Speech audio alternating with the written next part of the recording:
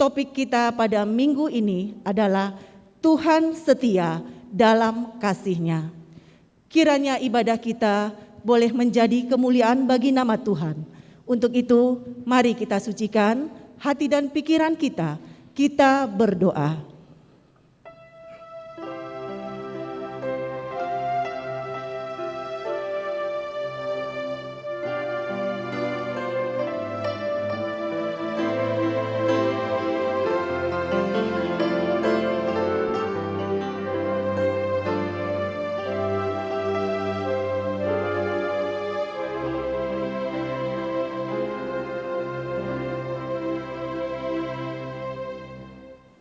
Amin.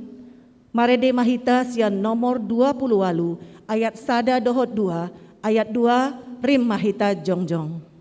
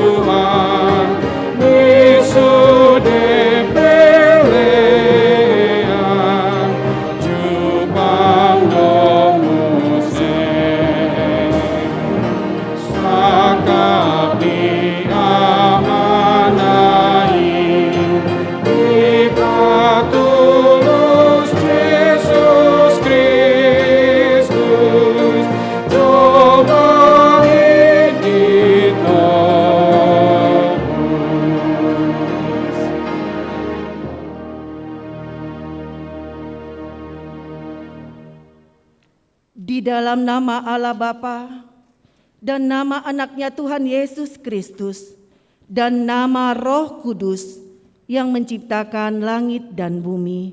Amin. Hai manusia, telah diberitahukan kepadamu apa yang baik dan apakah yang dituntut Tuhan daripadamu selain berlaku adil, mencintai kesetiaan, dan hidup dengan rendah hati di hadapan Tuhan Allahmu. Haleluya. Haleluya. Haleluya. Haleluya.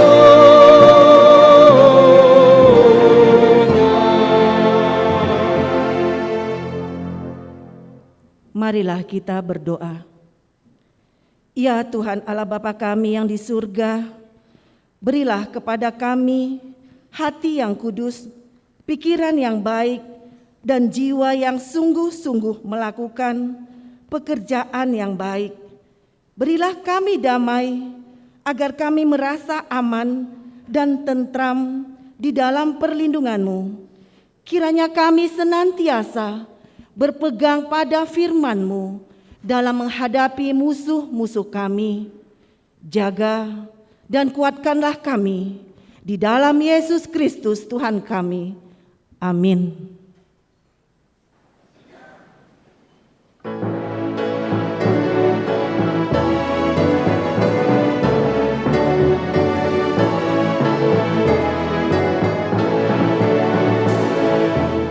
Haleluya.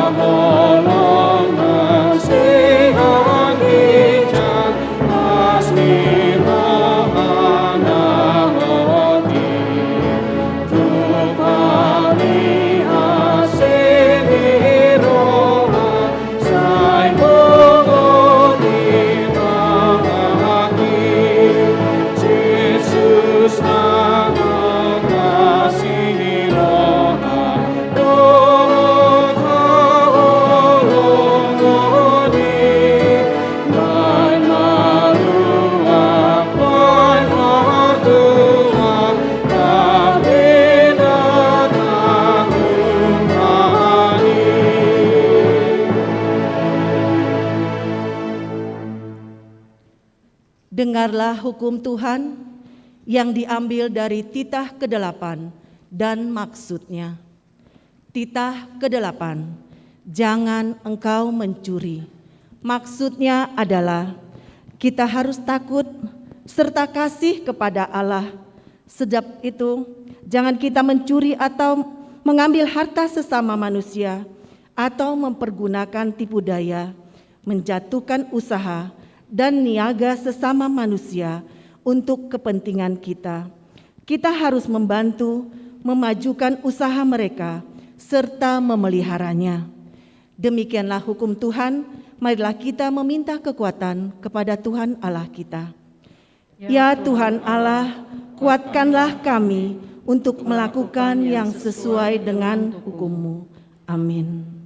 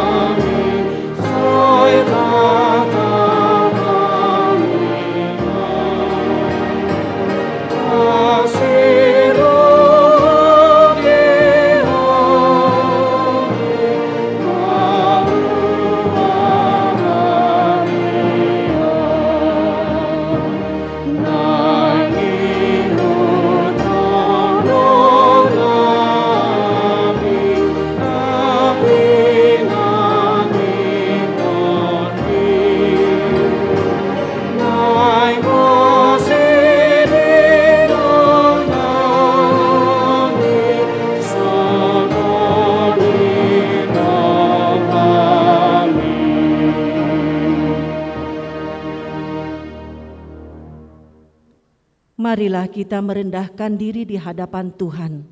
Untuk mengaku dosa kita, kita berdoa.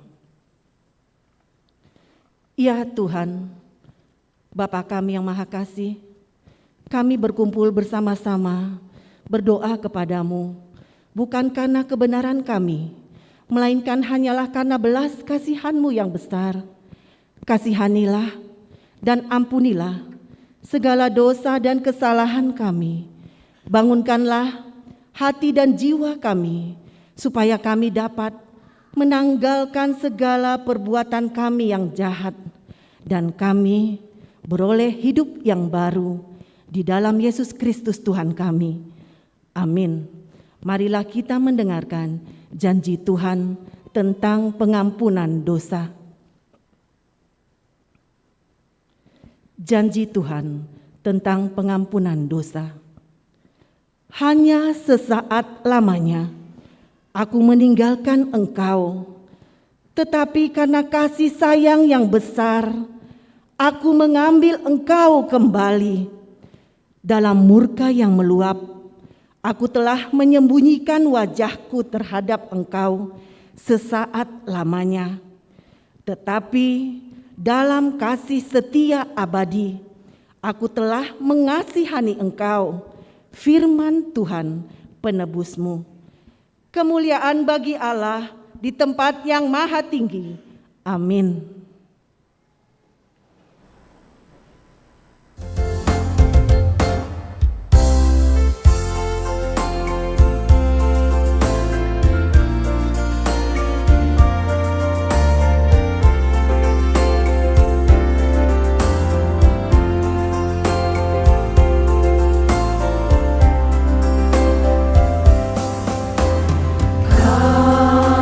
Kasih pastilah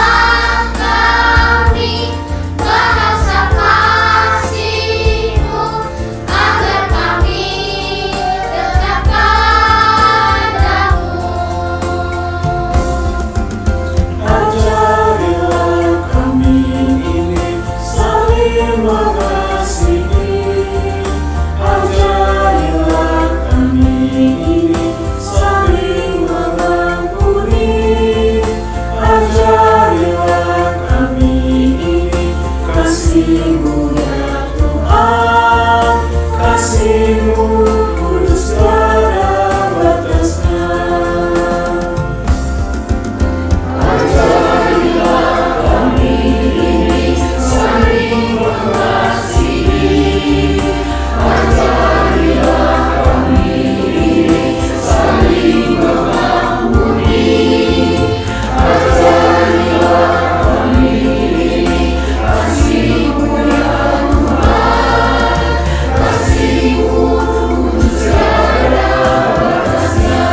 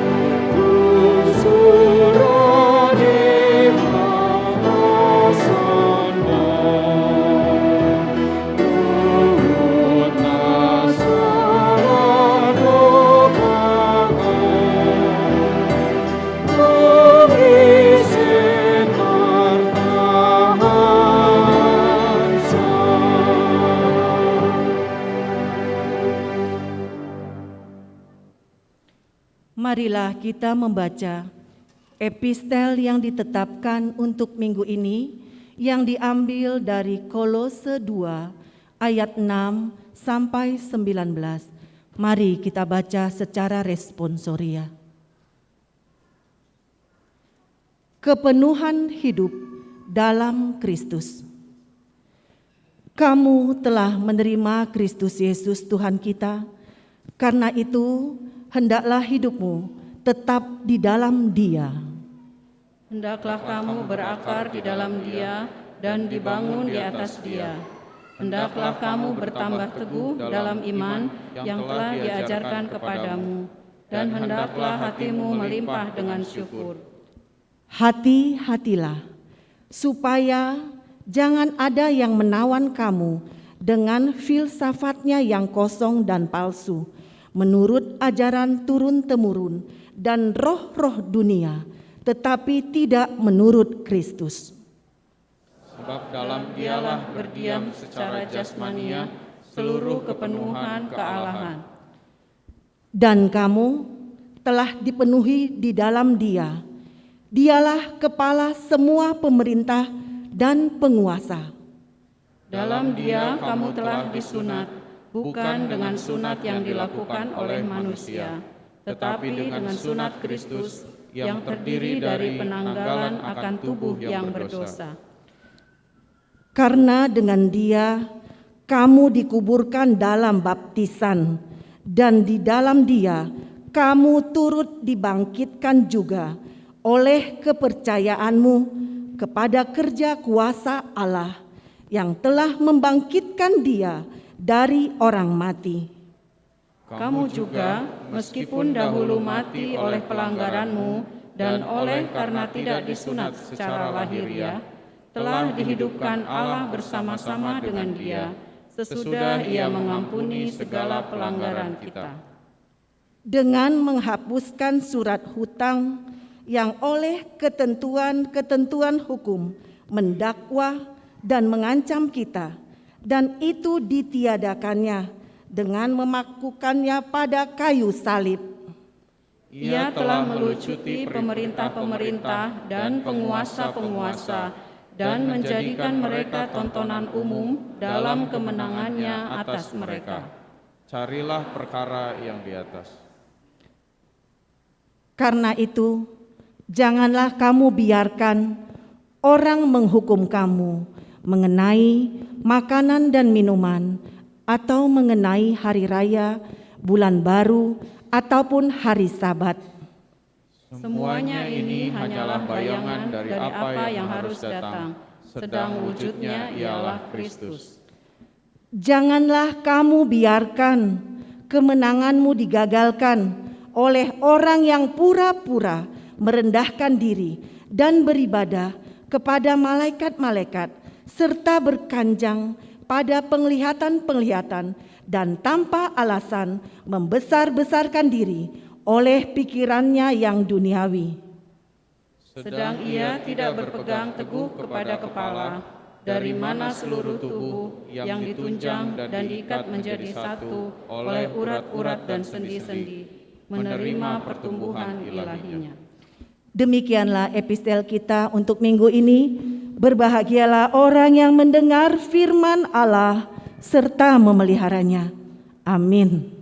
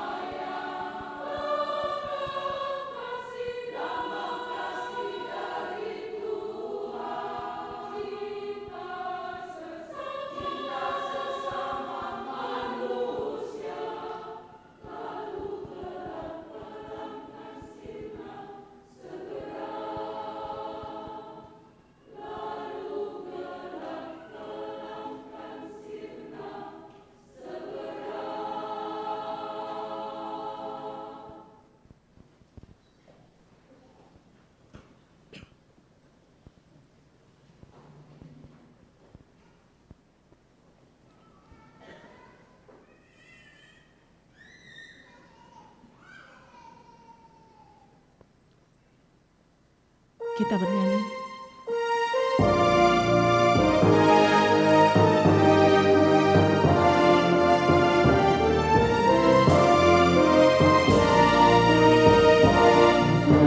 Dan situ tulangmu atau di masalah Tuhan Tuhan dan adong metiki manaleng mataheng tolongin mahenti ruang kokong sai patu palai palani Tuhani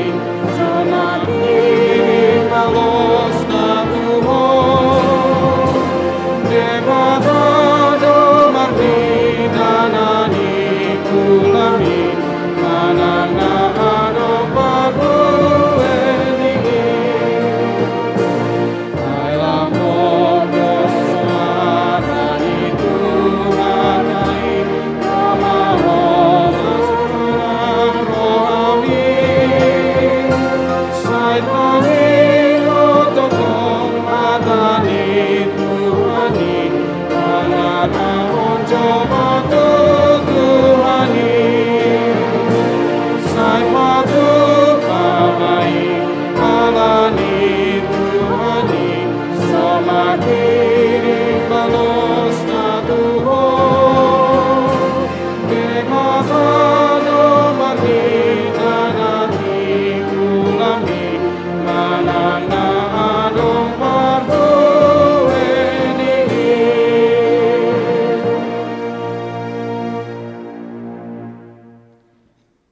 Marilah kita bersama-sama mengaku iman kepercayaan kita sebagaimana teman-teman seiman di seluruh dunia.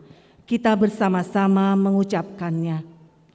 Aku percaya kepada Allah, Bapa yang Maha Kuasa, Khalik langit dan bumi. Aku percaya kepada Yesus Kristus, Anaknya yang tunggal Tuhan kita, yang dikandung daripada Roh Kudus, lahir dari anak darah Maria, yang menderita sengsara di bawah pemerintahan Pontius Pilatus, disalibkan, mati dan dikuburkan, yang turun ke dalam kerajaan maut, pada hari yang ketiga, bangkit pula dari antara orang mati, naik ke surga, duduk di sebelah kanan Allah, Bapa yang Maha Kuasa. Dari sana akan datang kelak untuk menghakimi orang yang hidup dan yang mati. Aku percaya kepada Roh Kudus dan adanya satu gereja yang kudus, persekutuan orang kudus, pengampunan dosa, kebangkitan daging, dan hidup yang kekal. Amin. Kita dengarkan warta jemaat kita untuk minggu ini.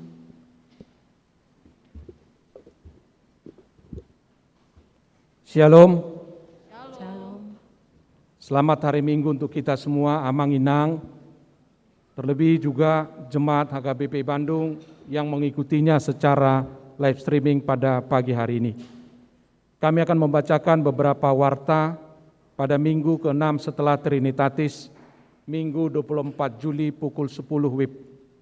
Yang pertama, akan menerima pemberkatan nikah. Pengumuman pertama dan kedua, Joniko Samuel Suprianto Lumbanturuan, putra dari Bapak Jakoner Lumbanturuan, Ibu Metider Borunenggolan, beralamat di Kompleks Sarijadi, Blok 6 nomor 151, Daerah 4 Sarbuncip, Jemaat HKBP Bandung, Resort Bandung Riau Martadinata. Dengan Mega Juana Fardan Boru Huta Barat, putri dari Bapak E. Hasoloan M. Huta Barat, Ibu R. Ellen N. Boru Huta Galung, beralamat di Jalan Selekta 1 nomor 178 Bekasi, Jemaat HKBP Maranatha, Resort Rawalumbu. Pemberkatan nikah akan dilaksanakan pada hari Sabtu 30 Juli 2022 pukul 8.30 WIB di Gereja HKBP Bandung, Resort Bandung Riau Martadinata. Bimbingan pranikah kepada calon pengantin akan dilaksanakan pada hari Kamis, tanggal 28 Juli 2022 jam 10 pagi bertempat di Gereja HKBP Bandung. Yang kedua, persembahan untuk kemah pemuda HKBP dan kemah pemuda kebangsaan. Pada kebaktian hari ini setelah selesai khotbah, kita akan mengumpulkan persembahan untuk mendukung kegiatan kemah pemuda HKBP dan kemah pemuda kebangsaan yang hari ini akan ditutup, namun kegiatan selanjutnya masih tetap ada, yang diselenggarakan di Jetun Silangit. Marilah kita menyampaikannya dengan sukacita. Yang ketiga, pendaftaran pelajar SIDI tahun ajaran 2022-2023. Pendaftaran pelajar SIDI tahun ajaran 2022-2023 telah dibuka mulai minggu ini tanggal 24 Juli sampai 14 Agustus 2022. Kami ulangi lagi, mulai hari ini 24 Juli sampai 14 Agustus 2022. Jemaat dapat mendaftarkan dengan mengisi formulir pendaftaran pelajar SIDI yang diperoleh di ruang konsistori gereja setelah ibadah, atau dapat juga melalui kantor gereja di hari kerja hari Selasa sampai hari Sabtu, atau juga dapat menyampaikan pendaftaran melalui online, melalui Google Form yang sudah ada di Warta Jemaat di setiap WEK yang sudah tersedia. Yang keempat, rekrutmen dan coaching klinik seksi musik. Dewan Marturia Seksi Musik mengajak seluruh jemaat, AMA, INA, Naposo, remaja yang terpanggil untuk mendaftar sebagai pelayan di HKBP Bandung yang kemudian yang akan mengikuti coaching klinik seksi musik. Pendaftaran dibuka sampai tanggal 3 Agustus 2022 dan coaching klinik ini akan dimulai tanggal 6 Agustus 2022. Untuk pendaftaran dan info lebih lanjut silakan menghubungi Ketua Seksi Musik Patricia Borumanik dengan WA 0814 6000 6960 atau tersedia di papan pengumuman gereja dan juga di warta jemaat yang sudah ada di tangan kita masing-masing dan juga yang sudah dibagikan secara online di setiap WEK masing-masing. Demikianlah warta jemaat pada minggu ini. Semoga Tuhan memberkati setiap pelayanan kita. Shalom, Horas. Kita bernyanyi sambil mengumpulkan persembahan.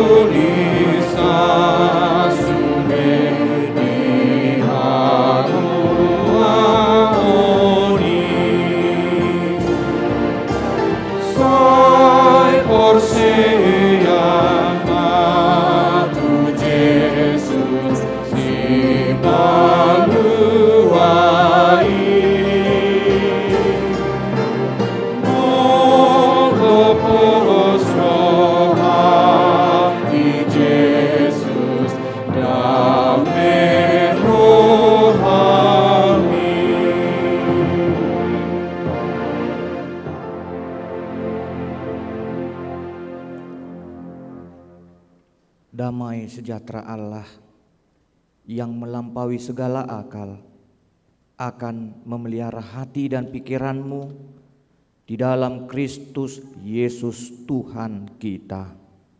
Amin. Selamat hari Minggu bagi kita semua. Demikian juga kepada Bapak Ibu jemaat kami yang sedang melaksanakan ibadah pada saat ini melalui live streaming dari channel YouTube HKBP Bandung. Saya juga mengucapkan kepada kita selamat hari Minggu. Firman Tuhan tertulis di dalam Hosea 1 ayat 2 sampai ayat yang ke-9. Saya akan membacakannya kepada kita. Ketika Tuhan mulai berbicara dengan perantaraan Hosea, berfirmanlah Ia kepada Hosea, "Pergilah, kawinilah seorang perempuan sundal dan peranakkanlah anak-anak sundal, karena negeri ini bersundal hebat dengan membelakangi Tuhan." Maka pergilah ia dan mengawini Gomer binti Diblaim, lalu mengandunglah perempuan itu dan melahirkan baginya seorang anak laki-laki. Kemudian berfirmanlah Tuhan kepada Hosea, "Biarlah nama Israel kepada anak itu, sebab sedikit waktu lagi maka aku akan menghukum keluarga Yehu karena hutang darah Israel, dan aku akan mengakhiri pemerintahan kaum Israel. Maka pada waktu itu aku akan mematahkan busur panah Israel di lembah Israel." Lalu perempuan itu mengandung lagi dan melahirkan seorang anak perempuan. Berfirmanlah Tuhan kepada Hosea, "Berilah nama Lo Ruhamah kepada anak itu, sebab aku tidak akan menyayangi lagi kaum Israel dan sama sekali tidak akan mengampuni mereka. Tetapi aku akan menyayangi kaum Yehuda dan menyelamatkan mereka demi Tuhan Allah mereka. Aku akan menyelamatkan mereka bukan dengan panah atau pedang, dengan alat perang atau dengan kuda dan orang-orang berkuda." Sesudah menyapi Lo Ruhamah, mengandunglah perempuan itu lagi dan melahirkan seorang anak laki-laki. Lalu berfirmanlah ia, "Berilah nama Lo Amih kepada anak itu, sebab kamu ini bukanlah umatku dan aku ini bukanlah Allahmu." Demikianlah firman Tuhan bagi kita. Jemaat yang terkasih di dalam nama Tuhan Yesus Kristus,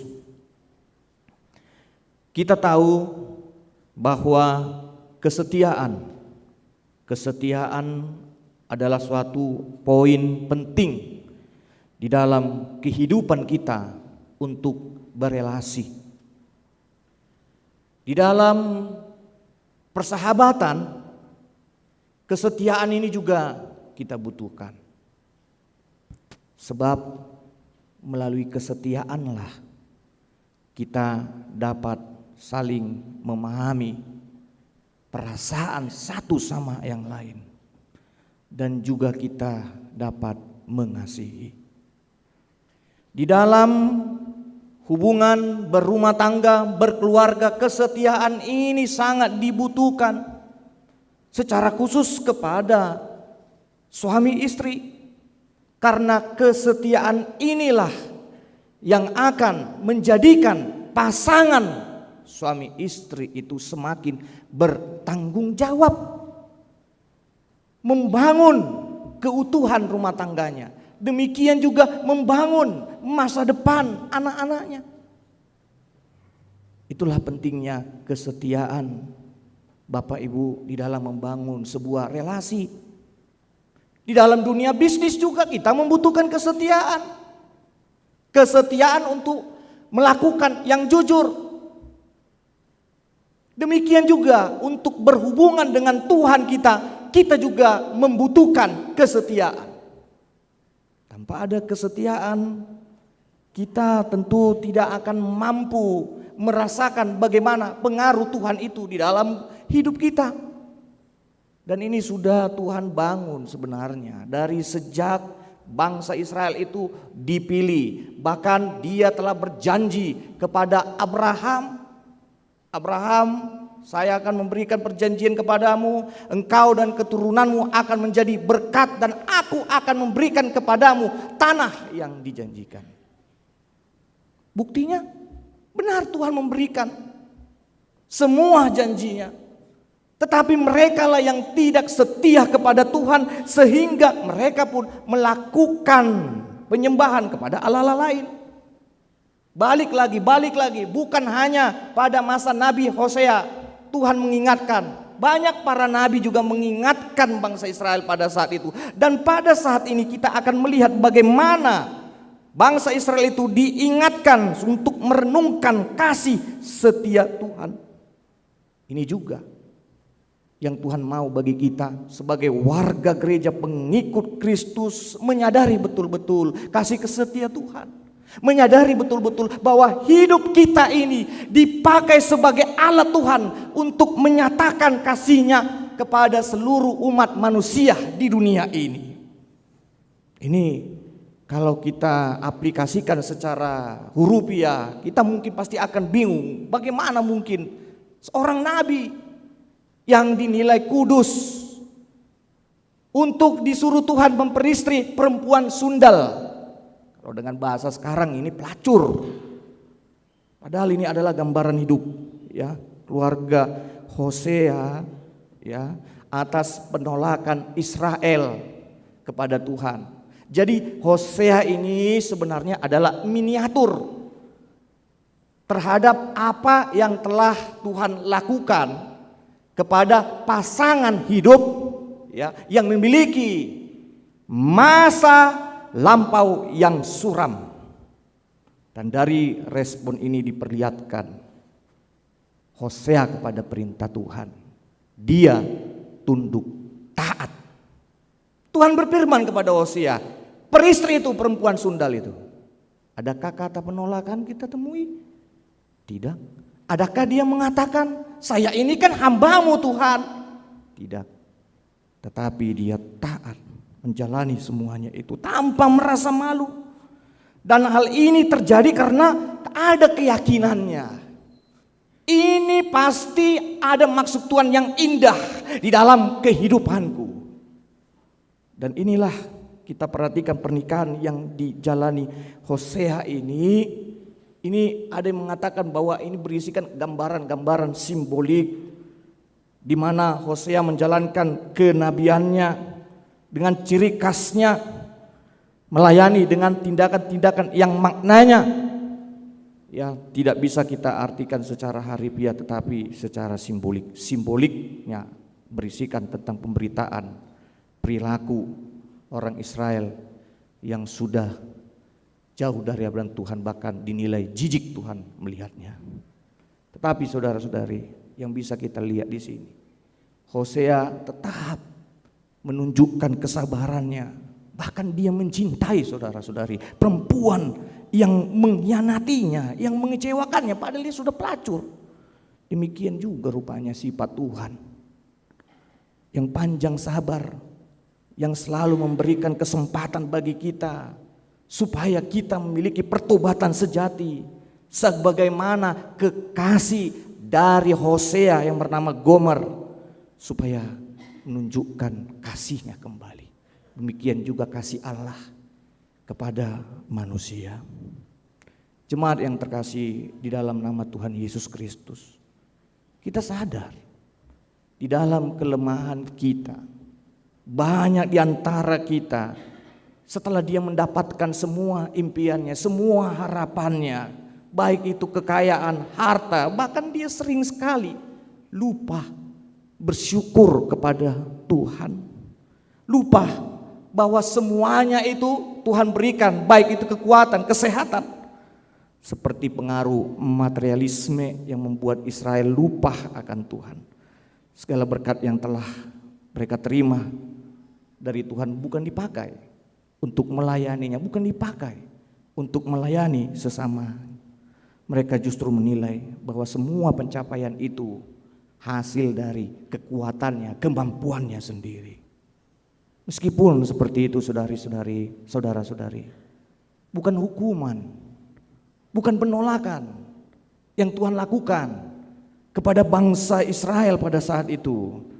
Tuhan tahu mereka telah melanggar perintahnya, tapi Tuhan justru mencari, memanggil mereka agar menerima pengampunan. Dan melalui pengampunan itulah Tuhan menyatakan kasih-Nya. Saudara-saudari, Allah telah menunjukkan kepada kita inilah arti dari kasih yang sesungguhnya. Rupanya kasih itu tidak berlaku hanya untuk sementara. Kasih itu menuntut kesetiaan. Sama seperti di dalam berhubungan berumah tangga di keluarga, kesetiaan suami istri itu dibutuhkan agar keluarga itu tidak tercerai-berai. Dengan mengikrarkan janji setia terhadap satu sama lain pada pasangannya, mereka pun akan menyatakan bahwa mereka akan setia sampai seumur hidup. Karena janji suami dan istri itu adalah pertanda kasih Allah dan kesetiaan antara Kristus dan gereja. Saudara-saudari, apakah kita mampu menjaga kekudusan kita? Apalagi saat ini ya, semakin banyak orang-orang yang bertambah, terpengaruh, tergoda, tidak mampu lagi menjaga kekudusannya. Perhatikanlah sekarang ini, kita sudah mendengar berita prostitusi online, tersebar semua itu di situs-situs internet, bahkan di media-media sosial ada ya. Jika kita tidak dapat mengendalikan diri, kita bisa terjebak melakukan kejahatan.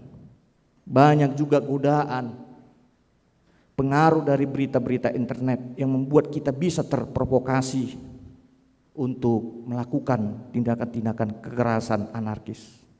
Apa yang harus kita perbuat Bapak Ibu untuk merespon kasih setia Tuhan yang telah menyelamatkan kita? Firman Tuhan yang mengatakan di dalam Kolose 2 ayat 6, kamu telah menerima Kristus Yesus Tuhan kita, karena itu hendaklah hidupmu tetap di dalam Dia. Artinya untuk menghadapi tantangan zaman ini kita dituntut membangun diri kita supaya berakar di dalam firman Tuhan. Di dalam Mazmur 1 ayat 3 jelas itu dikatakan, orang yang melekatkan hidupnya kepada Tuhan ibarat seperti pohon yang memiliki air, akarnya terus ya menjalar ke tanah. Semakin dalam akar ini, semakin kuatlah pohon ini bertumbuh. Demikian orang yang tidak takut dan tidak goyah menghadapi tantangan zaman ini. Dia tetap memperlengkapi dirinya dengan firman Tuhan. Pada saat ini kita perhatikan memang banyak ajaran-ajaran yang dapat menyesatkan kita. Di lingkungan sekeliling kita juga ada mungkin di antara mereka yang mengajar dengan mendatangi ke rumah-rumah atau juga secara massal dengan memakai siaran televisi, internet, media sosial dan media lainnya. Nah, pertanyaannya lagi, bagaimana kita mampu melihat, menilai bahwa ajaran ini adalah benar, ajaran ini berguna bagi hidup kita? Firman Tuhan mengatakan bahwa ajaran yang benar itu berisikan tentang pengenalan akan kasih setia Allah. Ajaran yang benar adalah menyangkut tindakan kita menerima Allah di dalam kasih-Nya. Artinya Tuhan tidak pernah mengajarkan kita saudara-saudari untuk melukai sesama kita atau memakai namanya dengan alasan apapun itu untuk menghilangkan bahkan nyawa saudara-saudari kita. Tuhan berfirman bagi kita untuk mau hidup saling mengasihi. Dan ingatlah, semakin kita mau hidup bertumbuh di dalam kasih, maka kita pun akan merasakan kehadiran Tuhan itu di dalam hidup kita, dan juga kehadiran kita itu diterima oleh banyak orang. Dan inilah keberhasilan ajaran itu yang Tuhan telah tanamkan di dalam kehidupan kita orang Kristen, sehingga orang Kristen banyak diterima dan berdiri gereja karena dia tetap menunjukkan kasih. Kesetiaan kepada perintah Tuhan juga dapat kita terapkan dengan bersikap peduli kepada lingkungan di sekitar kita dan tidak bersifat eksklusif. Dan marilah kita hidup rukun, saling mengasihi. Hidup rukun ini dapat kita lakukan, dikatakan di dalam Lukas 14 ayat 11, firman Tuhan mengatakan, jika kita mau merendahkan hati kita. Barang siapa yang meninggikan dirinya, Tuhan mengatakan ia akan direndahkan. Dan barang siapa merendahkan dirinya, ia akan ditinggikan. Artinya saudara-saudari, jangan kita mau memegahkan diri kita. Ingatlah, kemegahan diri sendiri untuk mencapai hal-hal yang besar demi dirinya sendiri itu pasti akan mendatangkan dosa. Karena orang yang hanya mencari hal-hal yang besar demi dirinya sendiri itu sering melakukan tindakan-tindakan yang negatif, bahkan menempuh dengan cara kotor, tidak peduli menjatuhkan orang lain, baik itu teman atau lawan kawan. Oleh karena itu, jika kita meyakini saudara-saudari bahwa Tuhan itu setia di dalam kasih-Nya, Tuhan mau supaya kita memakai hidup kita, hidup ini berikan Tuhan ini untuk melayaninya. Kemudian berubahlah dan bertobatlah untuk melakukan firman-Nya.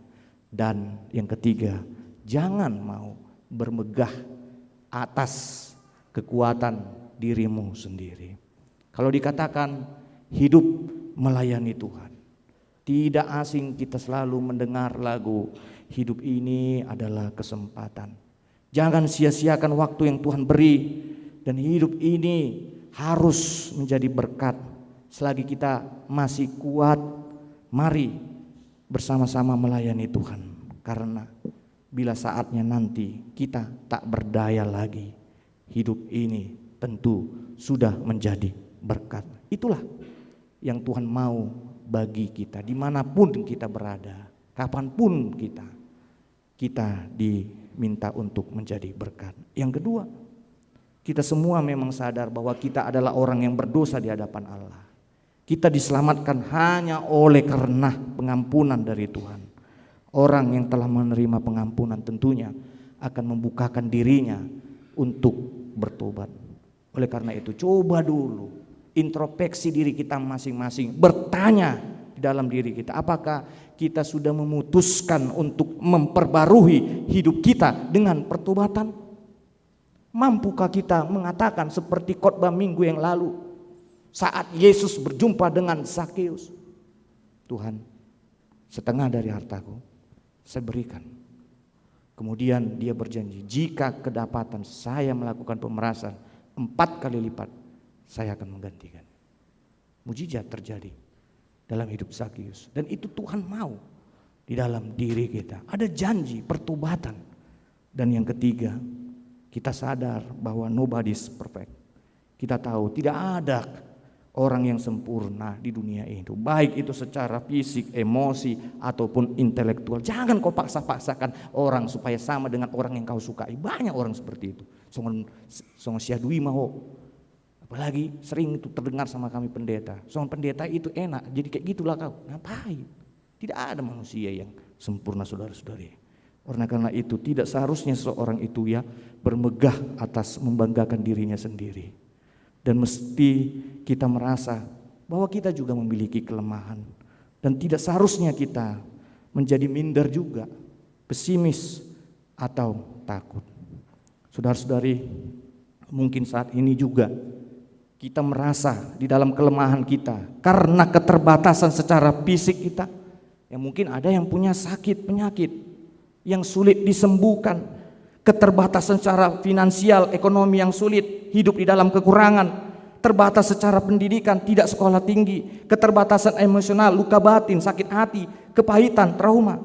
Namun ingatlah, di atas semuanya itu ada satu hal yang harus kita perhatikan, yaitu bahwa kelemahan bukanlah masalah utama. Yang paling penting adalah kita telah berusaha, bekerja, melakukannya saat kita menyadari inilah kelemahan di dalam diriku, dan terkadang disitulah kita akan menemukan bahwa kelemahan itu membuat kita belajar untuk semakin rendah hati, dan kita melihat Tuhan menyempurnakan hidup kita. Saudara-saudari, Tuhan menciptakan banyak perbedaan di dalam diri kita. Kita tidak sama dengan makhluk yang lain. Seperti tumbuhan memiliki sama tingginya, sama warnanya, daunnya juga sama besarnya. Tidak. Bukan hanya perbedaan kita dengan makhluk yang lain. Kita memiliki akal, ya.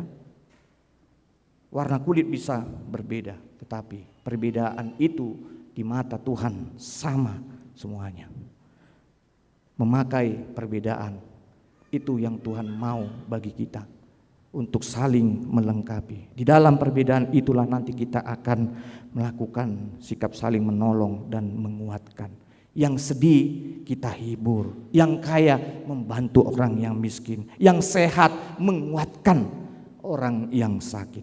Apapun yang kita miliki juga, yang Tuhan berikan besar kecil, kita harus bersyukur memberikannya menjadi persembahan yang terbaik bagi Tuhan. Gambaran keluarga Hosea, Gomer, seorang pelacur, istri seorang imam. Jika kita perhatikan, begitu enaknya hidupnya si Gomer ini, ya. Dari seorang pelacur, berarti dia hidup seperti tinggal di lumpur. Hosea mengangkatnya, menjadikannya menjadi istrinya seorang nabi, artinya dia diangkat dari kedudukan kasta yang rendah menjadi kasta yang bisa disamakan dengan raja. Tetapi saudara-saudari, itu tidak dia syukuri juga. Pergi lagi dia melacur. Dan ditadebana diri na muse. Esolo burju gelengna. Dan saya geleng ne hape di Papua di Trubukon. So si Israel. Kenapa Tuhan mengatakan Israel itu artinya tak ada rahmat? Itu menandakan bahwa anaknya pun tak bisa dibanggakan. Yang kedua, lo rumah, borunya juga dikatakan bukan umatku. Baru yang ketiga di sini penyadaran, pertobatan. Ya, lo ami.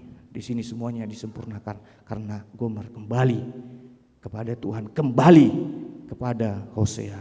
Artinya disinilah perlu kita beritakan keselamatan Allah itu diberikan bagi orang-orang yang mau bertobat, berbalik kepadanya. Dan keselamatan inilah yang telah kita terima di dalam penebusan Tuhan Yesus Kristus, karena dosa kita telah diampuni dan kita dilayakkan menjadi pewaris kerajaan Allah. Disinilah kita sadar bahwa isi pemberitaan itu adalah kabar sukacita Injil, bukan sebuah hukuman. Firman Tuhan mengatakan kepada Hosea memperistri perempuan sundal. Meskipun persundalan, perjinahan itu tidak disetujui, baik itu pada masa Yesus juga kan, perempuan sundal itu mau dilempar, tetapi pandangan Yesus tidak seperti orang-orang pada saat itu. Justru dia penuh dengan murah hati. Artinya hukuman itu bukan menjadi prioritas utama mengubah orang lain. Hukuman justru akan membuat orang trauma.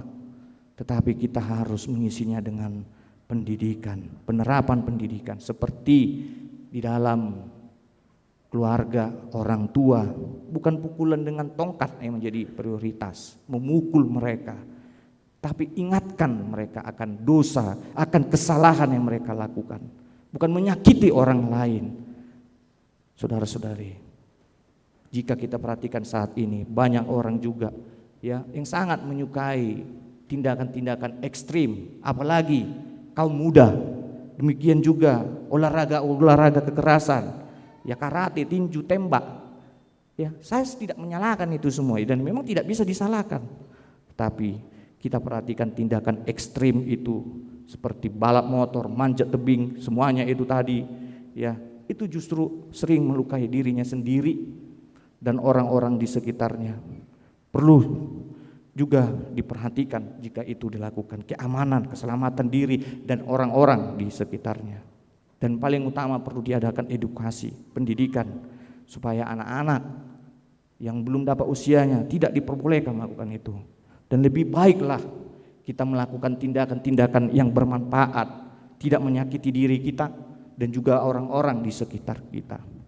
Lebih banyak juga kita melakukan pelayanan-pelayanan kemanusiaan seperti membantu korban bencana alam, diskusi budaya dan kemasyarakatan, dan paling utama adalah beribadah kepada Tuhan. Dalam nas ini tidak mengatakan hanya bagaimana cara menghadapi masalah prostitusi di dalam keluarga. Bagi anak-anak di kalangan keluarga bisa juga memang diajarkan dampak penyakit dari seks bebas, kita nggak tahu, apalagi di daerah kota. Demikian juga pengawasan orang tua, mengajarkan nilai-nilai keagamaan, dan juga tentunya dari aparat pemerintah kita memberikan hukuman pada pelaku kekerasan seksual. Jemaat yang terkasih di dalam nama Tuhan Yesus Kristus, yang mau saya katakan bahwa prostitusi ini hanya salah satu masalah yang dimunculkan di dalam nas ini, di dalam hubungan sosial kita. Sebenarnya masih banyak lagi masalah-masalah yang kita hadapi, baik itu kekerasan di dalam rumah tangga, KDRT, ya, perizinan beribadah, kebencian pada suatu ras agama. Artinya di sini inilah yang menjadi tugas kita bersama-sama untuk mengatasinya dengan satu jalan, membangun kerukunan dan kedamaian. Itulah tandanya kita meyakini bahwa kasih Tuhan setia di dalam hidup kita. Amin. Kita berdoa. Ya Tuhan, pada saat ini kami patut bersyukur kepadamu karena Engkau memberikan kepada kami Tuhan kesempatan untuk beribadah. Tuhan, kami telah mendengarkan firman-Mu melalui kisah hidup keluarga Hosea. Dalam ketaatannya dia mau melaksanakan perintah, meskipun itu Tuhan memiliki konsekuensi yang berat di dalam kehidupannya. Tapi dia sadar ada rencana yang indah yang Engkau berikan kepada dia, dan itu nyata Tuhan. Dan itu Engkau tunjukkan bukan hanya kepadanya, kepada seluruh bangsanya Tuhan. Dan kiranya Tuhan melalui kisah Hosea itu juga yang kami amini dalam kehidupan kami. Kami percaya jika Engkau berfirman dalam hidup kami, kami lakukan.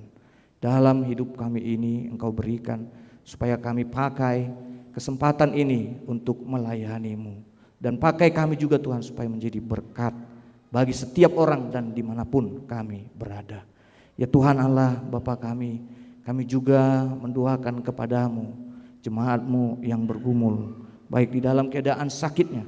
Secara khusus Tuhan kami mendoakan jemaat-Mu yang di rumah sakit, Inang Nyonya Tumiana Sahalaburu Siturus dirawat di rumah sakit di Jakarta. Kami percaya Engkau berkati dia Tuhan, berikan kekuatan, sembuhkan dia dari penyakitnya. Demikian juga para dokter, medis, pengobatan, Engkau juga yang berkati. Semuanya itu kami serahkan kepadamu supaya memberikan kesembuhan bagi ibu kami. Tuhan Allah Bapa kami, demikian juga kepada seluruh jemaat-Mu, baik itu di rumah, di dalam pemulihan sakit. Kami percaya Tuhan Engkau menjamah mereka, menyertai mereka, menguatkan secara khusus Tuhan imannya, supaya tidak takut dan tidak goyah. Ada Engkau Tuhan yang selalu menguatkan mereka. Ya Tuhan, demikian juga dalam pelayanan gereja-Mu ini, berkatilah supaya kami hidup rukun, sehati, damai, sejahtera. Tuhan, terimalah doa kami ini. Di dalam nama Tuhan Yesus kami berdoa. Amin. Saudara-saudari, kita dapat bernyanyi dan disinilah kita mengumpulkan persembahan kita.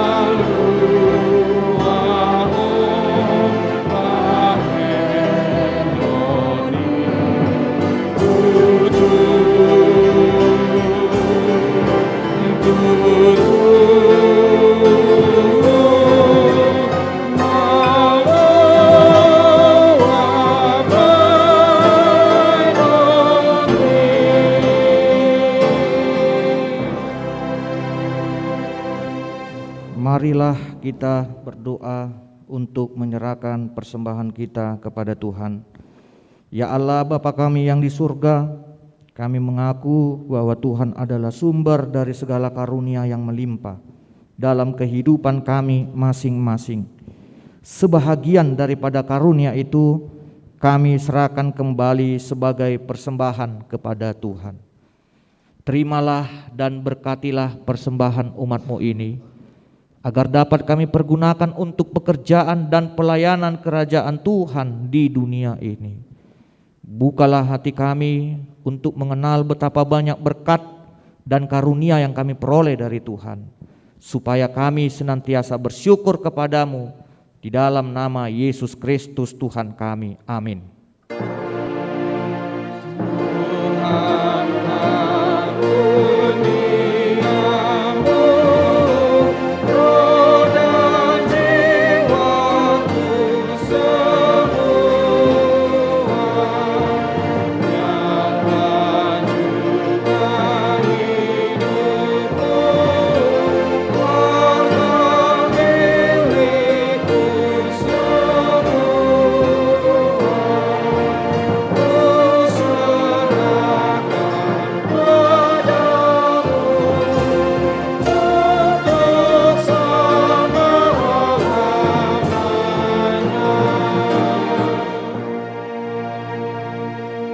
Bapa kami yang di surga, dikuduskanlah namamu, datanglah kerajaanmu, jadilah kehendak-Mu di bumi seperti di surga.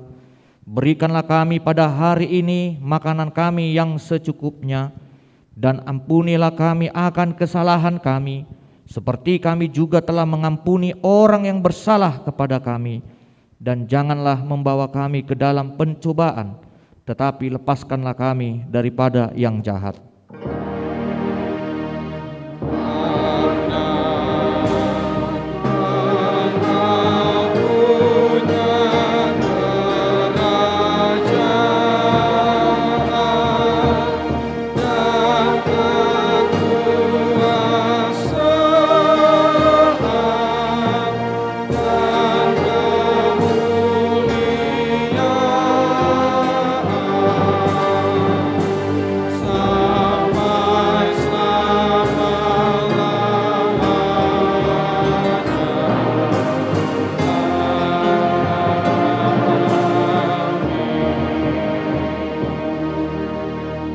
Terimalah berkat dari Tuhan.